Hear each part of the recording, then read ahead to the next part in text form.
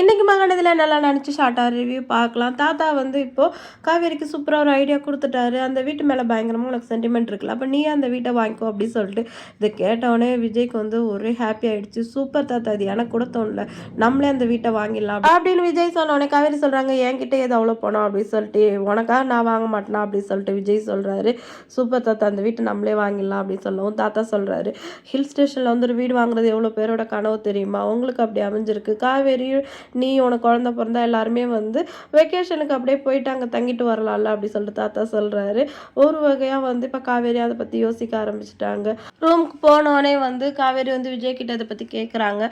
வெளியில் எல்லாம் பேசிகிட்டு இருந்தீங்களே, உண்மையாகவே நம்ம அந்த வீட்டை வாங்க போகிறோமா அப்படின்னு சொல்லிட்டு. இதில் என்னடி சந்தேகம், இவ்வளோ நேரம் அதை பற்றி தானே பேசிகிட்டு இருந்தோம், நம்ம கண்டிப்பாக அந்த வீட்டை வாங்கலாம் அப்படின்னு சொல்லவும், இதுக்கு வந்து கங்காக்காவும் யமுனாவும் ஒத்துக்குப்பாங்களான்னு தெரியலையே அப்படின்னு காவேரி சொல்கிறாங்க. அவங்க ஏன் ஒத்துக்காமல் போவாங்க, அவங்களுக்கு அந்த வீட்டிலலாம் எதுவும் சென்டிமெண்ட்லாம் இல்லை, அவங்களுக்கு வந்து பணம் தேவை, அதையும் நம்ம எதுவும் தப்பு சொல்ல முடியாது. ஆனால் உனக்கு அப்படி கிடையாது, அந்த வீட்டில் நிறைய சென்டிமெண்ட் இருக்குது, அதனால அந்த வீட்டை நம்ம தான் வாங்க போகிறோம். நான் தான் குடிச்சிட்டு லேட் பண்ணேன்னா நீ ஏன் தூங்காமல் இவ்வளோ நேரம் லேட் பண்ணல அப்படின்னு சொல்லிட்டு காவேரியை வந்து தூங்க வைக்கிறாரு.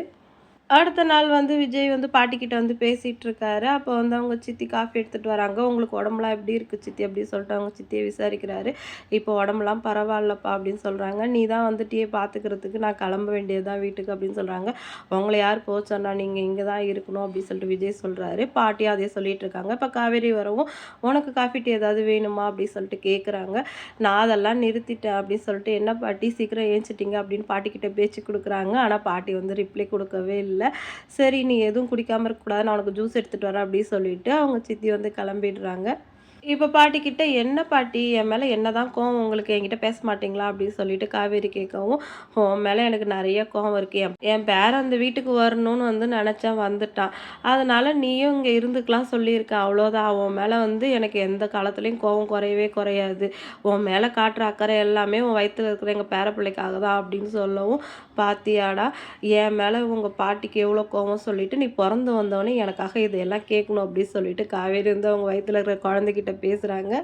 அடுத்த டாப்பிக்கை மாற்றணும்னு விஜய் வந்து, நான் காவேரியை கூட்டிகிட்டு ஆஃபீஸ் போகிறேன் அப்படின்னு சொல்லவும், அதெல்லாம் ஒன்றும் வேணாம், அவளுக்கு 5 மாதம் மேலே ஆயிடுச்சு, அவள் இனிமேல் ரெஸ்ட் எடுக்கணும்னு பாட்டி சொல்கிறாங்க. அதெல்லாம் ஒன்றும் வேணாம், உங்களுக்கு தான் என் மேலே அக்கறை இல்லைல்ல, நான் ஆஃபீஸ் போனால் என்ன, எங்கே போனால் என்ன அப்படின்னு சொல்லிட்டு பதில் காவேரியும் பாட்டியை வரண்டழுக்கிறாங்க.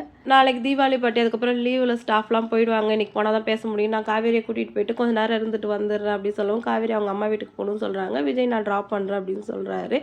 ஒரு வழியாக இங்கேருந்து அவங்கள கூட்டிகிட்டு போனால் போதும் சொல்லிட்டு, காவேரி நீ ஜூஸ் குடிச்ச வரைக்கும் போதுவா, உனக்கு எள்ளி வாங்கி தரேன்ட்டு அதை வச்சுட்டு வான்னு கூட்டிகிட்டு போயிடுறாரு. நீங்கள் 2 பேரும் பக்கத்து பக்கத்தில் இருந்தாலே எனக்கு பக்கு பக்குன்னு இருக்குது அப்படின்னு சொல்லிட்டு விஜய் சொல்லவும், பாட்டி சும்மா என்கிட்ட வம்பு இழுக்கிறாங்க, நானும் பதிலுக்கு வம்பு இழுக்கிறேன் சொல்லவும், ஏன் இது சாதாரணமாக பேசுகிறதா அப்படின்னு சொல்லிட்டு காவேரி அங்கேருந்து கூட்டிகிட்டு போயிடுறாரு.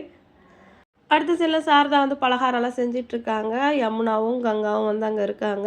யமுனா பலகாரம் சாப்பிட்டுட்ருக்காங்க. நீ சாப்பிட அப்படி சொல்லவும், இல்லை எனக்கு காரமாக சாப்பிட்ற மாதிரி இருக்குது, இதெல்லாம் செட் ஆகுதுன்னு சொல்லவும், காரம் முறுக்கும் செஞ்சு வச்சுருக்க சாப்பிட்றே அப்படின்னு சொல்கிறாங்க. அதை சாப்பிட்டுட்டு கங்கா நல்லா இருக்க சொல்கிறாங்க. ஆனால் யமுனா அதை வாங்கி சாப்பிட்டு, என்னக்கா இவ்வளோ காரமாக இருக்குது, இது போய் நல்லா இருக்குன்னு சொல்கிறேன் அப்படின்னு கேட்கும். இதாண்டி வாய்க்கு நல்லா இருக்குது அப்படின்னு சொல்லிட்டு கங்கா சொல்கிறாங்க. இன்றைக்கி எபிசோட் இதோட முடிஞ்சிடுச்சு. தீபாவளி முடிஞ்ச கையோட எப்படியும் காவேரி வந்து இந்த வீட்டை நான் வாங்கிக்கிறேன்னு சொல்லும்போது கங்காவும் யமுனாவும் வந்து முடியாதுன்னு சொல்லுவாங்க. ஆல்ரெடி நம்ம அதை ப்ரொமோவில் பார்த்துட்டோம். இதனால என்னெல்லாம் பிரச்சனை வருது, காவேரி இந்த வீட்டை வாங்குறாங்களா இல்லையான்னு வெயிட் பண்ணி பார்க்கலாம். Tata by.